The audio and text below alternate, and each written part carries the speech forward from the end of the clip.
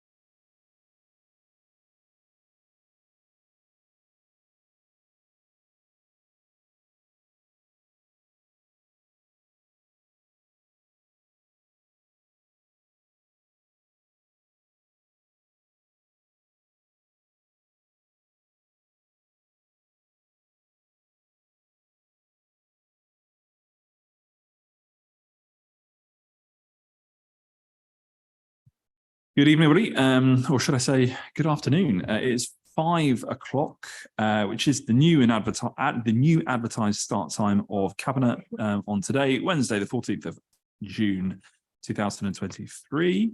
I'm going to take this opportunity to welcome to their places Councillor Polly Newstub and Councillor Louise Brett, who have joined the Cabinet this year.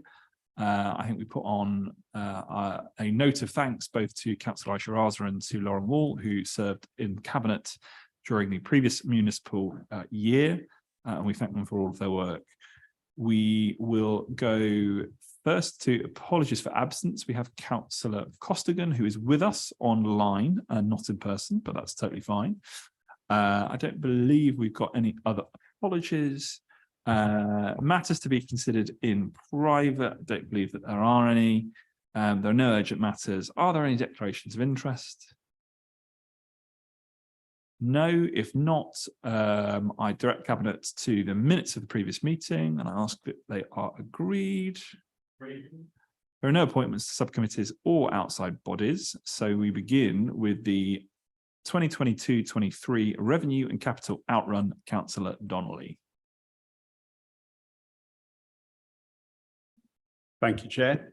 It's a time of year where obviously we've already moved forward into agreeing the budget for the year we're now in, but this is the outturn report for the year 2022-2023, one of the most turbulent years that we've had to deal with in living memory. Colleagues will note that the final figure upon which the outturn settled was in fact a small underspend of £1.813 million. I'd say two things about it. One, that's a tiny proportion of the council's overall budget, and secondly, it disguises what remain as underlying pressures, particularly in adults and children's services. Those pressures carry on, and we are continuing to seek to deal with them in how we have financed and how we will monitor the budget in 2023-2024. So happy to answer questions from colleagues. I don't believe there are any questions. Actually, I've not had any requests to speak on the revenue outrun, but Councillor Mahfouz, I know that you wanted to make a contribution. Thanks, Chair. Yeah, it's just in terms of the housing revenue account. So over the last year, just to point out that we spent, from a capital point of view, invested £46 million in terms of maintenance, fire safety, which of course on today of all days, wanted to make that point. In terms of lifts, gas safety, decent home standard, making sure that our properties are up to the right environmental standards, and also in terms of improving our local estate. And over and above that, we invested 1.8 million in terms of revenue, in terms of building safety as well. Yeah, thank you very much. And, and as ever, our thanks go to the officer team, both in the grit that's been shown throughout the year in terms of their ability to handle what have been incredible pressures, as you rightly point out, Councillor Donnelly, particularly in areas of social service and our demand-led services. But nevertheless, to be able to finish the year in what has been an incredibly turbulent financial situation with a small underspend, of course, is a very positive thing and shows the prudence and grip to which we, I hope, are accustomed to in this organisation. So I commend the recommendations. I direct cabinet members to them and ask that they're agreed. Thank you very much. We now move to the adoption of the Travel and Ealing Charter. Councillor Costigan. Thank you, Chair. I'm hoping that you can hear me. Please shout We if can you indeed, can't. yeah. Brilliant, great. It's always a bit of a worry, this kind of virtual world. But yeah, I'm delighted tonight to put forward for agreement this report, which is the culmination of months of work, really, where we have engaged with local people, with businesses and with stakeholders on how people would like us to see work done on transport and active travel programmes in the borough in the future. We have learned the lessons of the past and we have used that engagement to come up with what is on the agenda tonight, our Travel in Ealing Charter, which outlines in detail how we will use the experience that we've got to date to make sure that active travel plans are based on feedback from local people, co-designing solutions together with our officers, and also based on the evidence of what works and of what the situation is on the ground. So we've got attached our final Travel in Ealing Charter and our data strategy, which will include that evidence of what works. And I think both of these together will allow us now to move forward with some of the great active travel projects we're currently working on, such as Get Southall Moving and the active travel work we're doing in Northolt, in the knowledge that we're doing that in an open, transparent and inclusive way, hand in hand with our residents. Thanks, Chair. Thank you very much. I haven't had any requests to speak from the opposition, so all I'd add is it's an incredibly good piece of work, and I think stands us in good stead to move forward on a very ambitious set of projects that we have in the space of active travel, and as Councillor Costigan rightly says, doing that in partnership with residents in response to the concerns that we know arise from the community. It sets a good gold standard, and perhaps had this been in place so many years ago, we might have avoided some of the pitfalls that perhaps we stepped into. But of course, the right thing to do in an open, inclusive and transparent administration is to admit when things didn't go wrong, is to set out where we're going to put them right, and to get on and do the work that I know that our residents want us to do. And I really do commend the report and all the work and the effort that's gone into it from right across the board. So unless there are any contributions that I would like to invite from other cabinet members, I'll direct you to the recommendations in the report and ask that they're agreed. We now move on to the Adults LGA Peer Challenge response. Councillor Blacker. Thank you, Councillor Mason. In the spirit of being an open, transparent and inclusive administration, we commissioned the LGA to come in and give us an honest appraisal of our adult services to share with residents and be clear with ourselves as to what we need to do ahead of CQC inspection starting potentially sometime later this year. It's a positive assessment overall. It highlights a number of things, particularly the very clear political direction driven by the team around this table and the Labour administration of this borough. There are some areas of development, but importantly, they align with our self-assessments. They are not anything we weren't already aware of. But of course, good or outstanding by an external benchmark is just business as usual, and it's not the way we will measure success. And we have some very ambitious priorities in the council plan for the 4 years of this administration to deliver in the Healthy Lives portfolio and in adult services.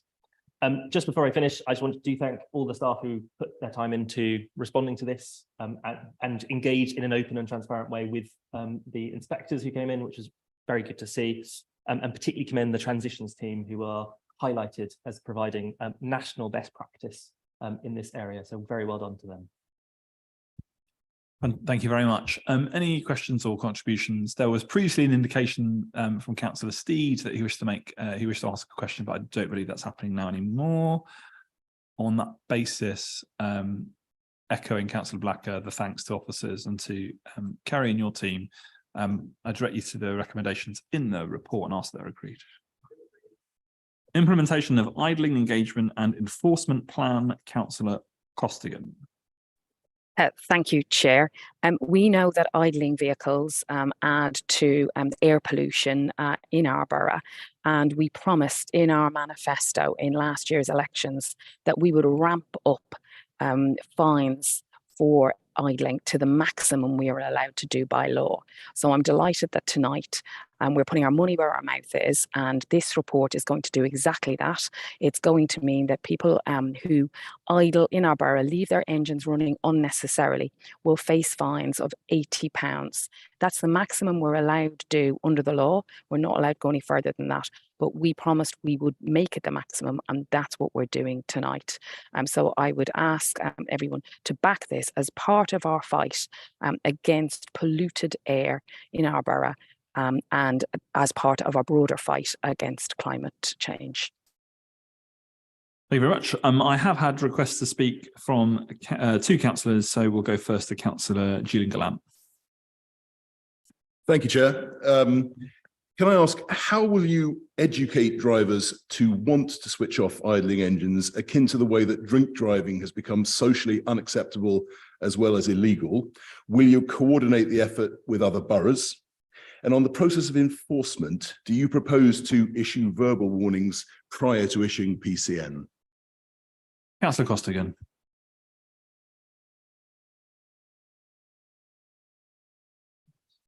You're on mute. Sorry, I was on mute. It was bound to happen, wasn't it?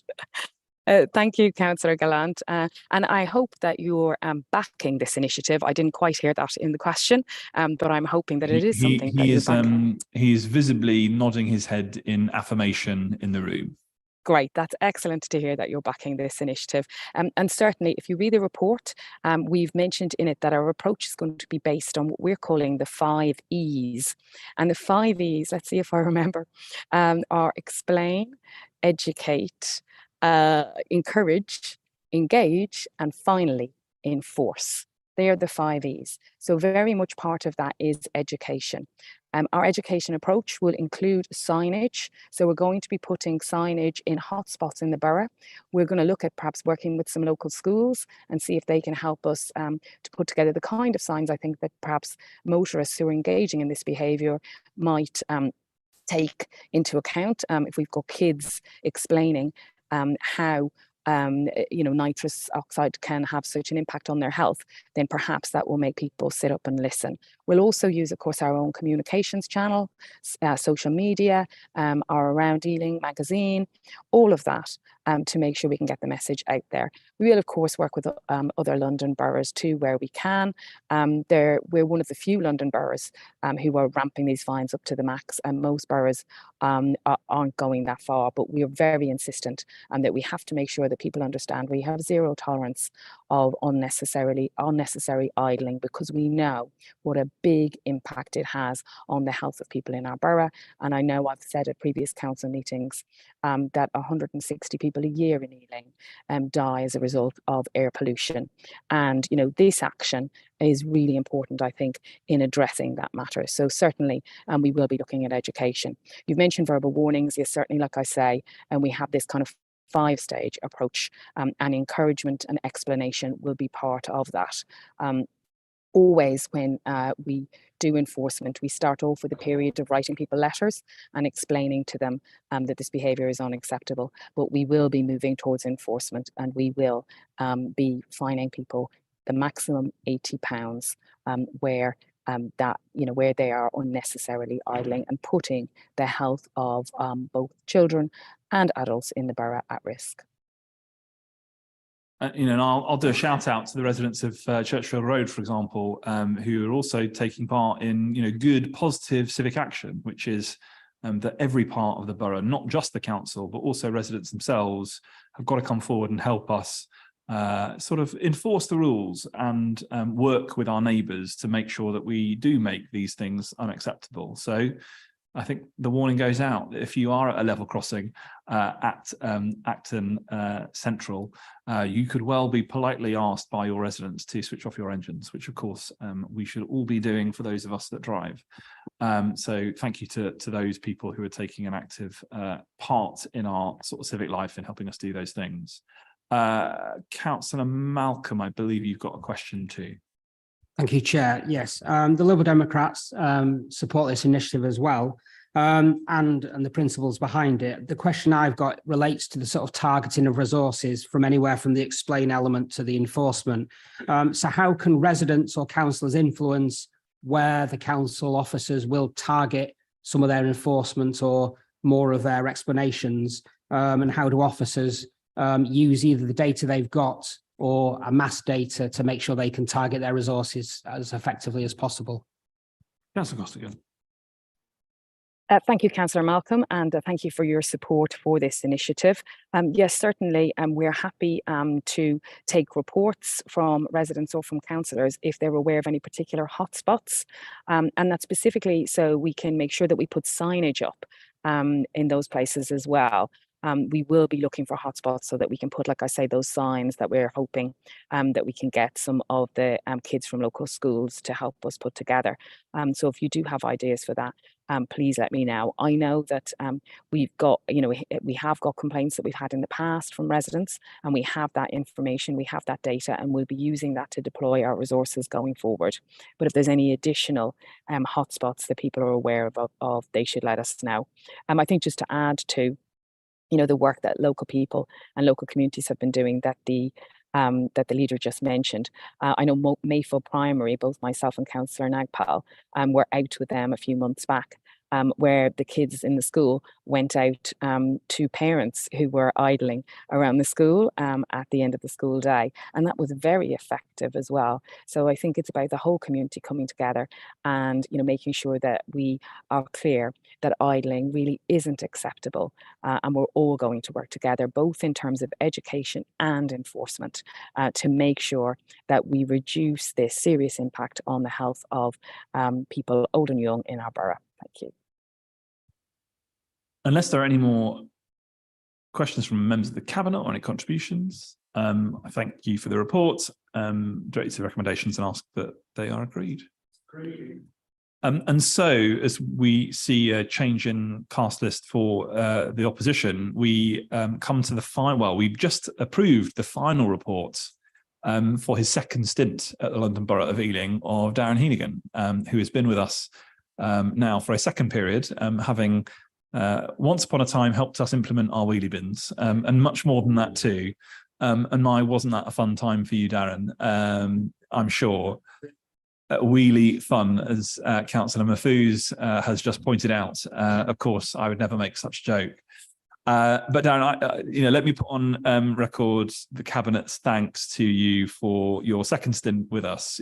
Your characteristic frankness and openness, I know, has been incredibly appreciated, not just by Cabinet, but I'm sure also by the rest of the members right across the council, who I know that you engage with in such a positive way that all the feedback that we ever have is incredibly positive, and quite a lot of them would like you to stay. But I know that you've got many exciting and fun plans ahead of you that I know that you are looking forward to, whether it's been on the social housing regulator and the work that we've needed to do to get up to grade, whether it's been on our active travel charter and putting right some of the challenges that we know that we needed to improve, whether it's been really getting to grips with Greener Ealing Limited, or indeed many of the other issues that we've discussed over time that perhaps we won't go into such great detail. You've done an incredible job for us, and we of course appreciate everything that you have done. I'm sure in good time we will have our customary opportunity to be a bit more informal and say thank you and goodbye. But on behalf of Cabinet, we're going to record a motion of thanks in the minutes and say once again, Darren, thank you. Results of the residents survey, which is me. Historically, we have done a resident survey on a rolling basis, but nevertheless, we've made a commitment, haven't we, to be an open, inclusive and transparent borough. And that means making sure that we ask residents what they feel about not just their local community, but also of their council too.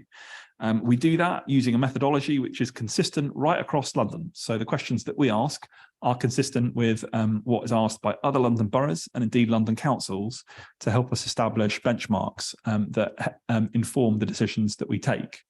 But of course, the key point about a resident survey is not just asking people questions, but it's acting on what they tell us. And what the resident survey will do, of course, is give us some indications about the areas that we might want to focus on and improve, and not just being a set of statistics that congratulate us for the work that we believe rightly that we are doing. This time, the resident survey is very positive. It's some of the best results that we've had in a very long time, not least in terms of people's perceptions of where they live, but also of the quality of the services that we provide as a council and the direction that we are going in. We'll do this more frequently to ensure that we've got that data that can inform the decisions that we do take. But I commend the report to Cabinet, and I know that there are some questions. First from Councillor Booster. Thank you, Councillor Mason. I've got 4 questions. Do you want me to say them all at once? Yes, please. Okay. The first question, which is on page 198 of the report, is what are the reasons for the plummet in the percentage of people being very satisfied from 39% to 13% of satisfaction with local area as a place to live? The second question, which is based on page 200, that is, of the respondents to the survey, it is clear that crime is at the top of what people said needs improving. What is the council's strategy to deal with this based upon the results? Question 3, which is on page 214 of the report, is rental housing of all types seems to be a key area of dissatisfaction. What is the strategy there to improve this, and how much of this is the poor performance in dealing with housing repairs?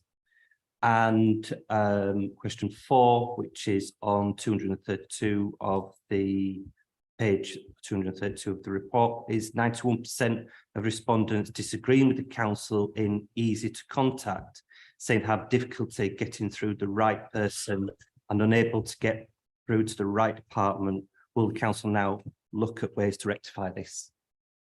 So I think the first thing to say in response to the questions is, you know, they are good questions, but I think they probably missed the point of the report, which is to precisely give us some data that will support us in how we deploy ourselves over the next year. So quite rightly, where we think that there have been changes in people's perceptions and when numbers have gone up and down, they will be avenues of exploration. So of course, in terms of people's perceptions about where they live, or indeed the council, those are going to become pertinent things for, and will probably inform decisions that we take here at Cabinet in the future. I'm happy to invite Cabinet members if they want to respond specifically on some of these areas. So, I mean, Councillor Anand, do you want to come in perhaps on the perceptions of crime? Thank you, Chair. Just to say, Chair, that this is a key area for focus for our administration and one I've already started to work on. And in terms of reported crime, Ealing currently is broadly good, and it's outlined in this year's SEP scrutiny report as well. Ealing's ranked 21 or 21st out of all the 32 boroughs, and 1 being the worst and 32 being the best. So we are doing really well for total notable offences per 1,000 residents for the year 2022. So we're ranked lower, but both our neighbours, which are Hounslow and Hillingdon, they've scored less. They're either 19th or 17th. So we're doing really well. So this position also represents a significant improvement over the years because of COVID, and we would often rank 15 or 16, but we've really improved on this measure and we will keep working on that. Yeah, and all I'd add to that, Councillor Anand, is that the Liberal Democrats at full council yesterday condemned the administration's multi-million-pound investment in our CCTV network, and the Liberal Democrats characterised that as a waste of money.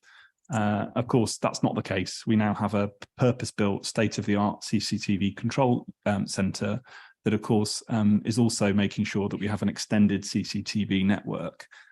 So I would suggest to the Liberal Democrats that, whilst you might believe that you're capturing sort of headlines of by sort of banding about very large figures, you actually have a moral responsibility that if you ask questions about perceptions of fear of crime, that actually you give the administration credit for investing significant sums of money in community safety. And of course, we'll continue to do that with the £13 million pledge over 4 years to ensure that we are tackling antisocial behaviour and crime.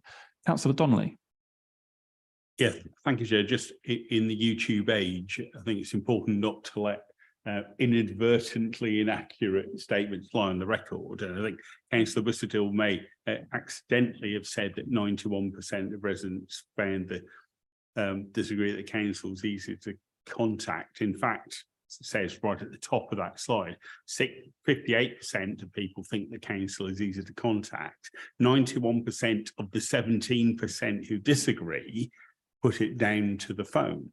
But I mean, 91% to 17% is an awful lot less than 91% of 100%.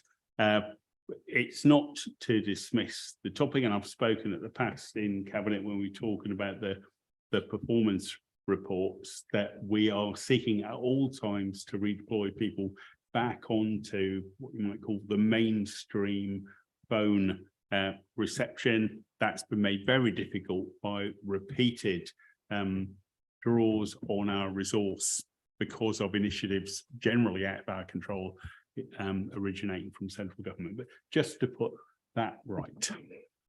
Quite right too. Councillor Mahfouz.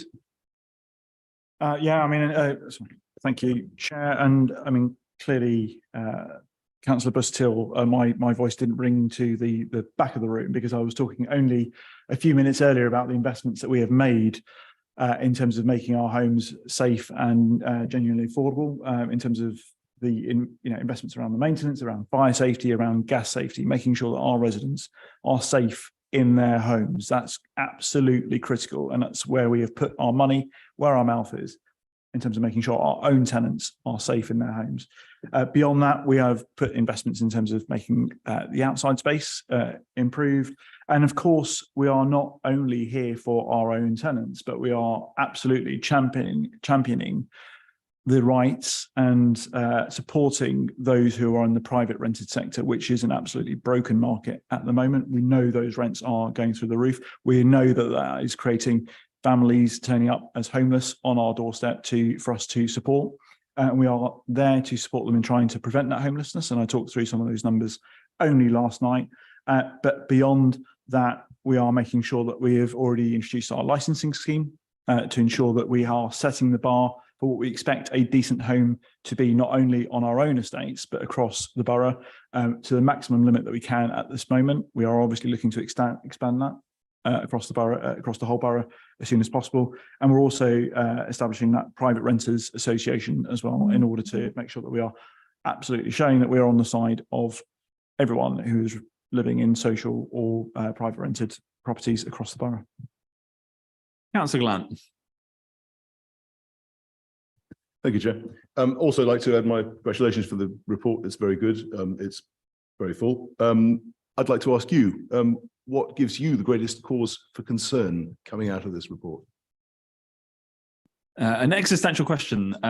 What gives me cause for concern is what always gives me cause for concern, which is that this administration delivers on the promises that we make to the people of Ealing. This is a document that helps give us an understanding about whether or not people think that that's what we're doing.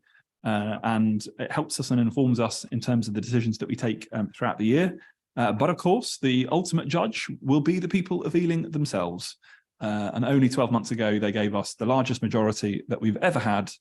And of course, we hope to maintain that moving forward. So yes. Unless there are any questions or comments from other members of the Cabinet, I will direct members to the recommendations in the report and ask that they, I think, are noted here. Are they so noted? Agreed. Thank you very much. So that concludes the business of Cabinet. The next meeting will take place on the 12th of July at 5 o'clock. So see you then. Thank you.